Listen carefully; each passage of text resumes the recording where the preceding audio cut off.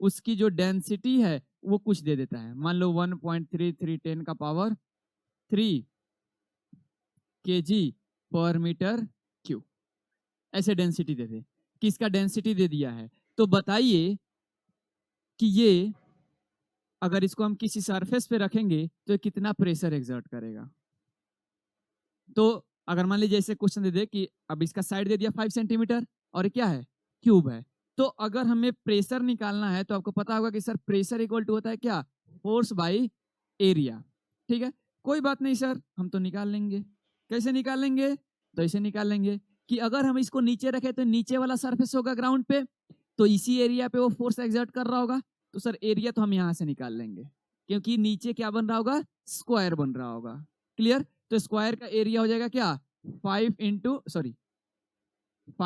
क्या हो जाएगा एरिया, एरिया हो जाएगा 25। इसको मीटर कर देते हैं ताकि आसान रहेगा अभी समझने के लिए, 25 मीटर स्क्वायर।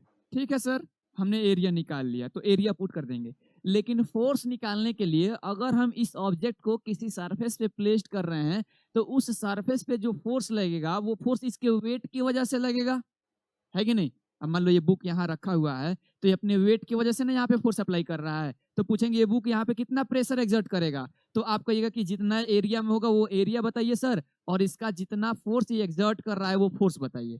तो फोर्स कितना एक्सर्ट कर रहा होगा, जितना इसका मास होगा, सॉरी जितना इसका वेट होगा। तो अगर फोर्स निकालना है तो आपको क्या निकालना होगा, वेट, और वेट का फॉर्मूला क्या होता है, m/g। तो सर हमें तो g पता है, लेकिन यहां से सर बताइए हमें कैसे आइडिया लगेगा कि इसका मास क्या होगा।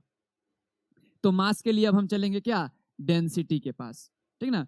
क्योंकि यहाँ पे हमारे पास एक आइडिया आ गया कि सर यहाँ मास ना देके डेंसिटी दे दिया है, तो इसका मतलब हम डेंसिटी के थ्रू मास इसका निकाल सकते हैं, है कि नहीं। अब मास निकालने के लिए जब यहाँ जाएंगे तो डेंसिटी का फॉर्मूला क्या होता है, मास बाई वॉल्यूम। अब तो वॉल्यूम नहीं पता है, लेकिन वॉल्यूम नहीं पता है तो वॉल्यूम नहीं पता होने के बावजूद भी हमें ये तो पता है कि इसका साइड क्या है, 5 सेंटीमीटर। अगर क्यूब है तो इसके सारे साइड्स 5 होंगे, तो क्यूब का वॉल्यूम क्या होता है, ए क्यूब, मतलब LBH, तो सब एक ही होता है, length equal to breadth equal to height, तो क्या हो जाएगा ए क्यूब। तो अगर इसका वॉल्यूम निकालेंगे इस क्यूब का, तो इस क्यूब का वॉल्यूम क्या होता है, ए क्यूब, साइड का क्यूब, तो 5 का क्यूब कर देंगे तो इसका वॉल्यूम क्या हो जाएगा, 125 मीटर क्यूब। हाँ, तो अब इसका सर हमके वॉल्यूम पता चल गया और डेंसिटी पता चल गया, तो अब हम यहाँ से इसका मास निकाल सकते हैं।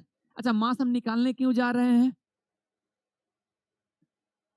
प्रेशर निकालने के लिए। तो प्रेशर निकालने के लिए मास की क्या जरूरत है भाई, क्योंकि अगर मास पता रहेगा तभी तो हम उसका वेट निकालेंगे। तो बेसिकली हमें वेट फोर्स निकालने के लिए इसका मास निकालने की जरूरत पड़ा। तो अब यहाँ से अगर हम इसका मास निकालें तो रो के जगह पर हम क्या रख देंगे, 1.3 इंटू 10 का पावर क्या रख दें, 3 इक्वल टू मास नहीं पता है तो मास, और वॉल्यूम कितना 125। तो यहाँ से मास निकल जाएगा, मास यहीं रह जाएगा, ये इधर आके क्या हो जाएगा मल्टीप्लाई, तो यहाँ से हमारे पास मास निकल गया।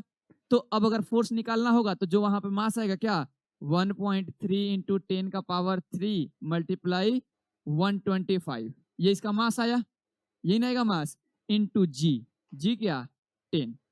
ठीक है, ये पॉइंट गया नीचे 10, ये कैंसिल, तो आपके पास इतना क्या हो गया, ये फोर्स आ गया। क्या बोला है, what force on the smaller piston, smaller piston पे हम कितना का फोर्स अप्लाई करें कि जो लार्जर जो लोड होता है ना वो लार्जर पिस्टन पे लगता है।